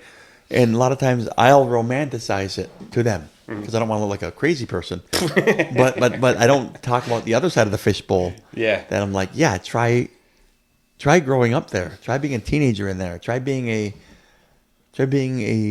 failed student or successful businessman there. Try being a born again Christian and a wannabe rock star. Try to be a deacon who loves tattoos. These are all huge dynamics that can get you run out of. You sound like You can get run out. the elf from Rudolph. They try being a. You remember that song? Yeah. Land of Misfit Toys. Yeah. Well, Try being a boat that can't float. it's a little too close to home. All of that. I mean, honest to goodness. I mean, I am a big fan of my K-Max-ness. I embrace all of my K-Max-ness for better and worse. This is it. It's not different among different friend groups. This is it. The good and the bad. It's again and plus if I could go a little further about community and like Coco, there's a familiarity, like family with people. It's so close knit that you've seen even like the people down the road were kind of like they knew, oh, here she comes. Yeah. Oh, here she comes. And they knew that. Like if I saw Wendy coming down the road, I knew I was going to get fed, smacked, Yeah, it could be encouraged, prayed for. In any one of those orders. And any one of those orders, or probably all of it at some point. And like you see that too. Like if you see Bear coming down the road, you know you're going to get a good-natured razzled. And, Yeah. he's probably going to want to play basketball. You know what I mean? Yep. You see people that are iconic in the community. You know what you're going to get, and people would adopt those roles, and it's the best and worst and most beautiful and horrific place to live in. But I'd have it no other way if I could be honest. I love it. I felt very familiar with Coco, with the community there. I felt very, even their little pettiness too. I felt that too, sadly. And how they can hold on to hurts. I was just going to say generational control is something. Yeah. Within We don't do that. within our community that you grow up and you hear like, oh no, you don't do that. And as kids or even young adults, we're kind of like, why not? Coming at it from an objective point of view, like, why is that such a big deal if I do X, Y, and Z? And even before your time, guys, there was a long time during my time and before, certainly, of we don't even encourage you to go off to university because you're going to come back with all these polluted ideas. The idea that the Haudenosaunee Promise and all these other things is relatively new within decades. Like, honestly, is a relatively new idea that our kids need to go to college so that they can grow and they can bring back these ideas back to Tuscarora. For a while, it's like almost copy and paste. That's the music in Coco. Yeah. Was getting a quote white man's education. Yeah. I mean, I think there's a lot more, but that's my first feel of it. Nice. I don't want to feel like a hater because I love where I live, but you can't admit that It's being able to accept. I mean, that's what Coco does too, is being able to accept that your family and your community members have different passions, different ideals, different perspectives on things. Yeah, different flavors. So last week, Tin Man, you had mentioned this idea of finding peace with forgiveness, and I think that's pretty important when it comes to like the culture, because you lean into your culture to find that peace. You lean into your family to find that peace, and that peace is kind of like for a lot of these characters, the base of being able to forgive. Because if you're not at peace, then you're still feeling the hurt and you're still acting based on being hurt. And once you have that peace, once you've realized that the culture, that the family is there to support you, or that you're on the other end where you're supporting your family and your culture, that's when you can move on to things like forgiveness. Mm-hmm. I thought it was funny too when you mentioned the beginning of that Poco Loco scene, and it was like Oh yeah, you just war hooped. Like Yeah. it wasn't even like a. I forget what they call it in the. I know it had a Mexico. name. It's Yeah. like something. I think it's the S or C. Let's see if I can find it here. Yeah, it's funny because I do that at games, at sporting events, especially lacrosse games, Benjamin's lacrosse games. I like that unique sound that the native fans make. I like doing that. I find myself like doing that against other native teams too, because they know that what that means. You know what I mean? They know what that carries, what kind of weight that carries, and all the connotations with it. Whereas I look at a lot of like non-native fans that look at me like, "You're making weird noises." Yeah, I'm like, you're yes. you're more ethnic than I thought. Yeah, you were. yeah. You. My wife hates it when her dad does it all the time. He does it at games. Yeah. Like, and our one son was on a breakaway playing lacrosse, and he did it before he shot. And I'm like, "You do it after he scores. Don't do it before he shoots. You're trying to jinx his shot." I love the fact that he's a little old school that way. Like, no, you do it to throw the guy off. You do that. I mean, you've done it like historically, man. I do this when I'm coming in for the battle. I'm throwing you off your game, man. I'm gonna freak you out. Almost like the New Zealanders with their faces and their chants and their. Yeah. Oh yeah. I love it, man. What I also relate to in the movie is the amount of respect that you give your elders, I guess. I feel like you're seeing it less and less, I feel like. Sadly.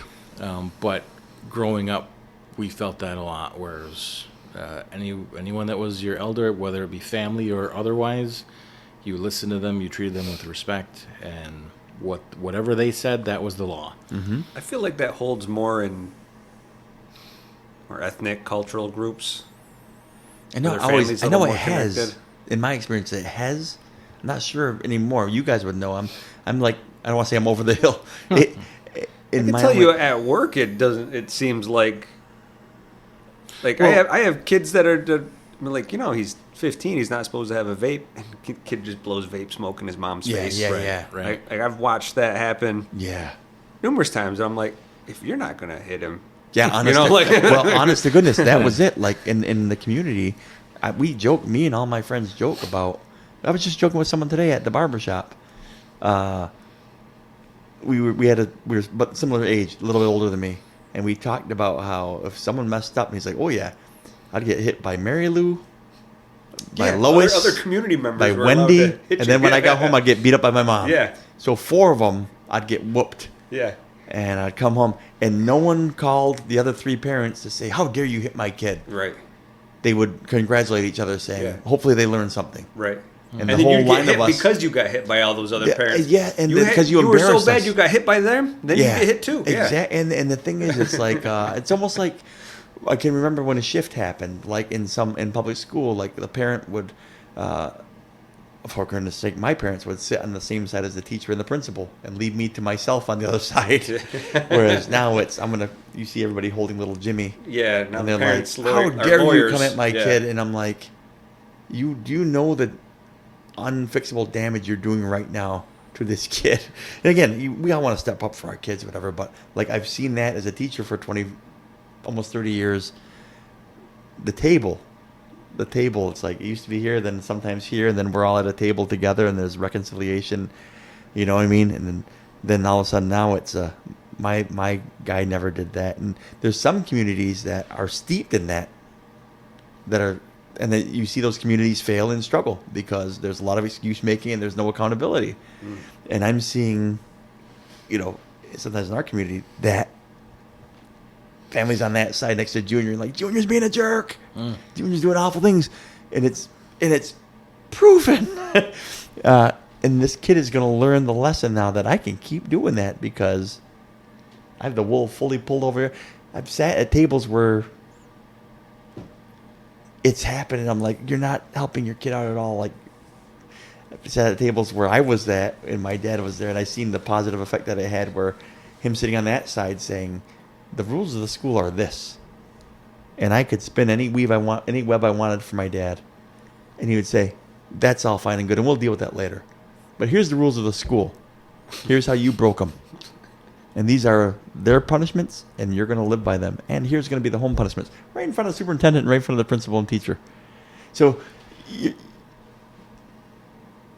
I feel like there's cultural, that whole idea of respect.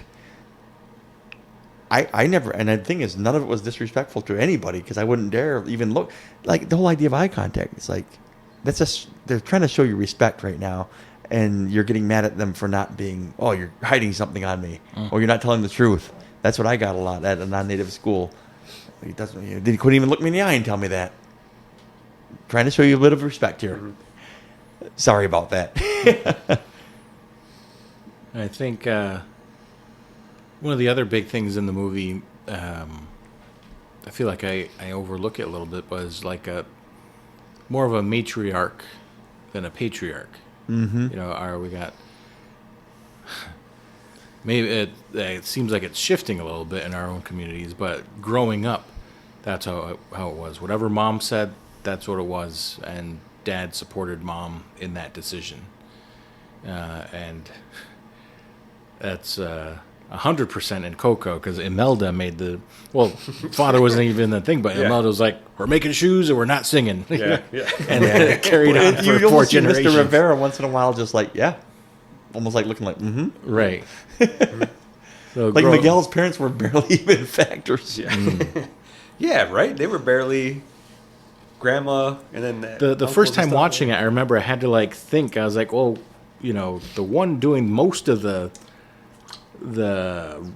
ruling the house is not the mom or the dad. Right. It's the grandmother. It took me a few watches to put into place where people are age-wise within the family. Especially when they're dead and young. So now it's like, true, wait, too. who are they? It's true. Well, I remember my grandmother lived with us in our small house, and we had the 7 kids and mom and dad and grandmother living with us. And she did have, she was my mom's mom, and it felt very similar to that. It was an interesting living situation. And then so a lot of her thoughts, ideas, and language raised us when we were little. And then I felt like, everybody loves and respects my grandma Mima. But it felt like a lifetime of mom and dad undoing a lot of the things. She was very casual, very, very casual with a lot of the raising, and very old school, very, well, they understand that. No, they're fine. Sure enough, they can take a drink. Of course they can. They're just little adults. I'm like, I'm 5. Nothing awful, but you see the authority that matriarch had, and dad or mom wouldn't even question it because it's like, nope, okay, that makes sense to me. Now going back to our indigenous representation episodes, Sugarcane. You guys remember that movie, right? Yeah. So this idea that there's a generational hurt, some sort of generational trauma that occurred at one moment, one point, one span during an ancestor's life that just trickled down into the next, causing more hurt and more hurt and more hurt. And you see that, in Sugarcane you could see that with the guy, the filmmaker's father being hurt, and then you can see how it affected the filmmaker and just the way that he carried himself, just this constant not knowing why his dad treated him that way, and just there's still an uneasiness being hurt, about him. Throughout the just him as a person, it felt like that's how he carried himself. And as it relates to Coco, same thing. Something happened during a span, this generational hurt, when Hector left their family, that Imelda had deep scar tissue that passed down to the next one. And I thought that was a pretty interesting connection between cultures. Like Coco's, I think, could happen to any culture, though. I mean, where one part of the family wants something more, wants something different, and leaves. I think that's something that can happen to any culture. But the idea that it makes it like a black mark in the ancestry, and it carries down until someone can recognize the pain and address it head on. Absolutely. Yeah, because I feel like there's a lot of like outside whatever Creotic cultures, the people just move away all the time. They're different. Like It's like you're expected to. yeah, you're expected to go settle your own thing and go build your own family Build your own elsewhere, life. and then go but I'm Like your very line, closely connected to my your my line of mother and my ancestry is great-mother. only like you and your parents. Yeah, and then you and your parents. and then it transports somewhere else. It's Then you they and your- transport somewhere else. Yeah. Yeah. Like they're expected to go move somewhere else and then go do their own thing. Yeah. Yeah, it is very different. That is It's quite foreign to me. yeah. And I mean, I'm not against the idea of it. You know what I mean? Like, I just even think of like, our own kids. It's like my daughter feels like she's out, her debates are, am I going to live here or here? And neither of them are here. It's here or here, Yeah. like nations away, if not states away. And the tough thing is to fight that dominant feeling of, I want you to be here. Every night at my mom's house, there's at least 3 of her kids like, there. I want you to make shoes. Yeah, like there's at least 3 of us there, and none of us resent it. We all feel comfortable about it. We feel better about it. Yeah. It's natural to be there. It's the most natural thing to be there and to I think convene there every. My brother's the only one that's of my first cousins that does not live down the road. Yeah, and he'll come back. He'll be back. but and that's the beauty. The beauty of it is that he still has that in him, and he's got the spirit to do, and it's wonderful. It's beautiful, and I just love the fact that shout out to the community that. When you go, you're welcome back. You don't have to come in and try to fit back. You don't have to try to. It's just like riding a bike. You're just there. You're going to get ribbed the same way. But that's the thing, though, is like what was big for him were the how they're like it's the greatest and the worst place. Well, to him, the worst parts of it were bigger than the better parts of it, and so that's why he was. That's right. More comfortable being. And you know what? And he still comes back, but I think he'll eventually move back home. That's where my money's at. Most do, by the way. Most do, yeah. For one reason or another. I stay for one reason or another. You know what I mean? I stay and I go. It's wonderful. I'm like 100 yards from like the house I grew up in as a child. That's where I built my house, and if I don't live in that house for the rest of my life, I'll probably die 100 yards in the other direction. I think that's cool, though. There's beauty and value in that. I think a ton of it. I mean, I am traveling still. We still move around. Yeah, we do get to go out and see things, see the world. And but I'm still coming. Right? And I through your experiences, unless it's Epcot, in which case, in that case been all I over won't the see it place there. Been all over the place. I wanted to revisit throughout these past couple chapters, with them all being related. I kept asking you guys what spoke to you more, what spoke to an audience more.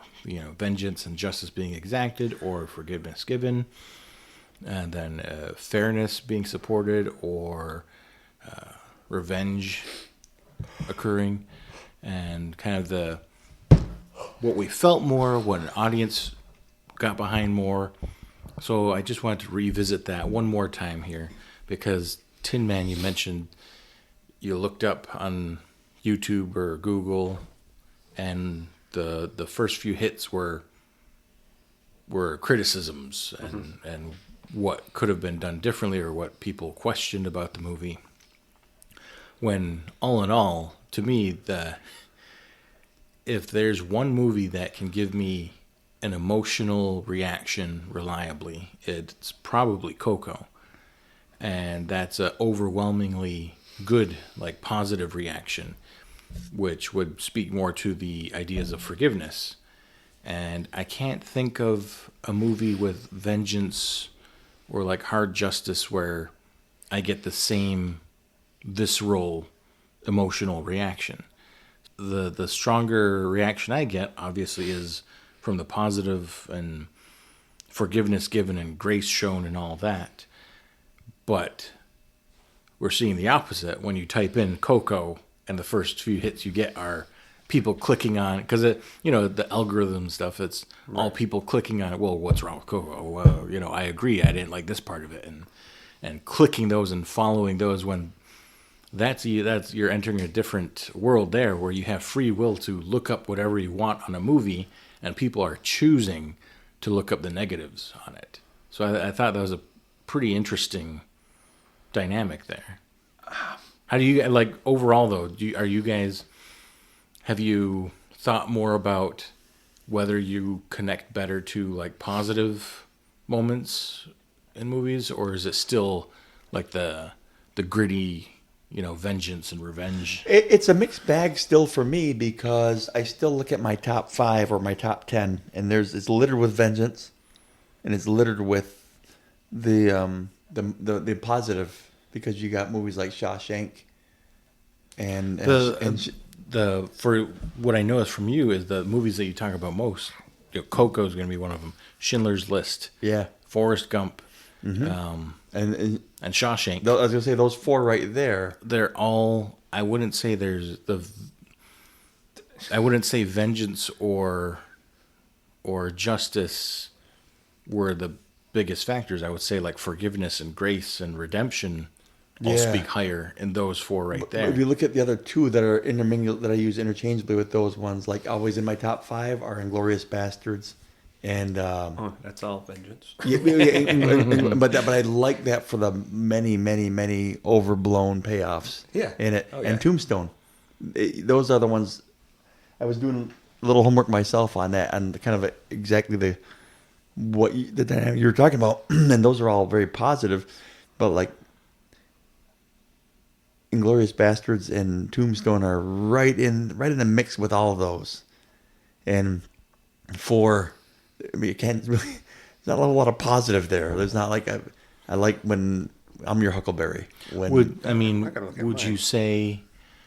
Because you told me that it's the same for me. If I watch Coco, if I catch that last 15 minutes of that movie, I'm wiping my eyes. Me too. If I catch,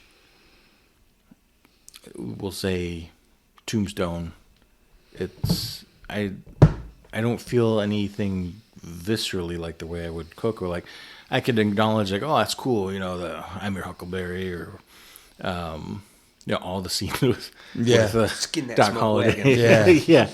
But I don't get any. I'm not viscerally affected by it. The scene that actually grabs me most in Tombstone, it's hilariously telling that it is more of a wholesome moment when he's playing cards with Doc. He goes, hell, I got a lot of friends. And Yeah. he says, I I don't. don't. That scene makes me cry. So it's funny that a scene like that can pull that out So of me. yeah, so even in a movie where it's all justice and vengeance Yeah. and fighting and violence, the part that grabs you most is the one that goes against the grain. Absolutely. That was a realization just now as we were speaking. I was like, because that scene right there, me and Sean talk about it all the time. Like we both love it's like our collective favorite movie, the 2 of us. And we both love that line right there. I look over and he's always like, man, that one's a good one, isn't it? I think because it swims upstream, the rest of the movie is going this direction. It's a very like a vulnerable thing that he would say For when the it's most all stone tricky. cold. Yeah, he's slick, fast shooting, like kind of. He's gunslinger, Yeah. like Ladies' man. gunslinger. To say something like, I don't like it's just 2 words, Yeah. Hell, I have a lot of friends. I don't. Yeah. That's it. It's And just then like- that scene where he's like, if you ever care for me at all, you not come back here. Yeah. That's a freaking great. that term visceral. That is as visceral as it gets. It gives me all the feels. Whereas the rest of it's like vengeance is cool. In Inglourious Bastards, there's not one moment like that in there. It's just like a thrill ride of vengeance, and you get him. Yeah. Now I get him. I don't cry or even like. It's get a up weird to- scale. I don't think we've ever judged our movies based on. Is this a negative vengeance type thing, or is this a forgiveness positive? Are we constructive? Are we Yeah. destructive? It's How like would our Night of the Hunter, love or hate. Yeah. There's never been a scale that we've measured the movie on. It's It's a interesting. factor involved in it. The new. No one makes New me lens. think my own thoughts. I think it's a interesting lens though to add to some of these movies. Whether if you put it on a scale, which way does it lean towards? Right. And them being cousins, you can kind of drift one into the other to the Yeah. other. So there's a a gradient of it as well. I think of some of the great films that they have moments, like some of the great poignant films have some great tiny little vindictive moment in it. I'm struggling to come up with any, but I know that they have that dynamic to it, that texture. That's what creates the texture. And then touching moments, like in Unforgiven, there's some touching moments between characters outside, like the way Clint Eastwood is with his family. Like he's just this loving. He just loved his wife. I think that's a good one that you put on a scale, and it'll constantly just go back and forth, whether it's love or hate or you know. And it's cool how the great films. I think there's probably more great films than cruddy films that balance the scale a little bit more. They give you a little bit of both. Mm-hmm. I don't know. Tough ones. I think it's a never-ending debate whether or not people are a general audience or even ourselves, if we can decide whether or not we're impacted more by positive messages or, I'll say negative, but less positive. We'll say I say vengeance is satiating of a story as opposed to That's why I hesitated to say negative per se, but vengeance exacted, isn't always negative. Right. That's and your justice that's your served. that's could your be either. that's your id. Yeah. That's your id being satisfied That's right, as that's opposed right. to your ego, superego being satisfied, which is deeper, richer, more difficult, more depth to try to satiate that. We mentioned it last episode where it's more work to yes. watch a movie with that lens of I'm going to be affected positively by this, whereas it's easy to just watch a movie where a guy's after someone for revenge. Yeah. But then what does that mean to how you? I think how it directly relates to our reactions to it. If it's like if I see John Wick killing a bunch of people over the dog, I was just like, I get it, but I have no real emotional reaction to them getting that last guy. What is it? Greyjoy. Theon. Getting Theon. That's not Reek. Reek. That's right. It's just it's part of the plot. Cool. But no real feeling or anything behind it. And then you'd get something like... What if that's come? You guys ever watched? Is it The Studio? You told me about it a little bit with Seth Rogen, I think, on Apple TV. I think you told us. Did I? Yeah, because his challenge is he Apple becomes the head of the studio, and his challenge becomes the president, not the studio runner. He's the studio runner. The president says, "Hey, as long as you make us movies that make money, the commercial. I don't want any of these artsy fartsy things, right? You're not that guy, are you?" And he is that guy. And he goes, "Absolutely not, sir." I feel like Vaz has talked about this in a couple episodes in season 1 about how sometimes the studio has to make film X, Y, and Z that are narrow, they're obtuse, but they're appealing to the masses. It's an easy, digestible satiation. I like the term. It's you have these needs that are just like that satisfies that. Yeah. To me, it's super interesting our differences in what we like. How yum your payoff is. Our enzymes, what they target. Part of me wonders if it's that we don't have the lens to ingest or recognize the positive side of it. So when you see a movie with revenge, and I think we talked about this in previous episodes, but you see the movie on revenge, that's what you focus on, but you may not realize that you're being shown the cost of that revenge and not realizing you actually value that more because that's what you practice. If you like the revenge more, maybe you would be practicing revenge more often. And not saying you get your morals from watching movies. Right. But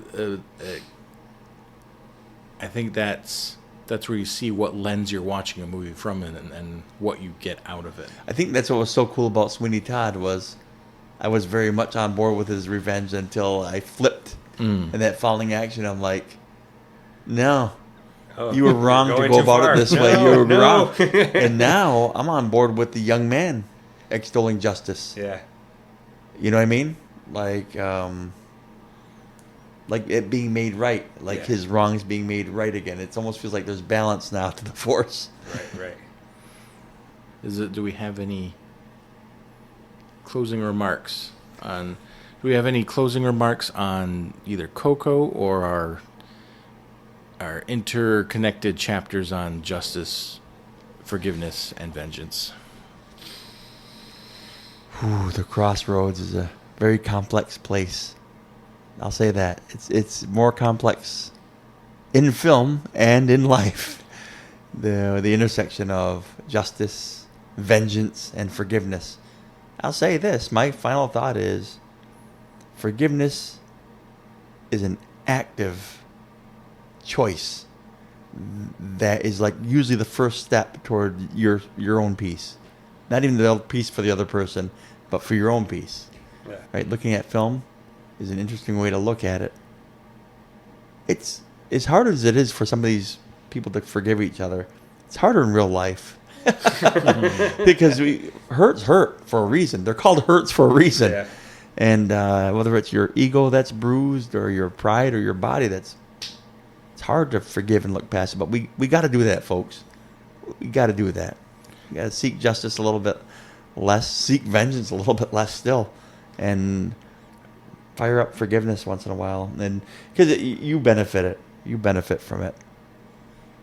I think there's not really one good answer here, because we discussed and debated and talked for a few hours on these concepts, several hours. and I'm not sure we got No. like I mentioned the scale. I'm not sure one side Right.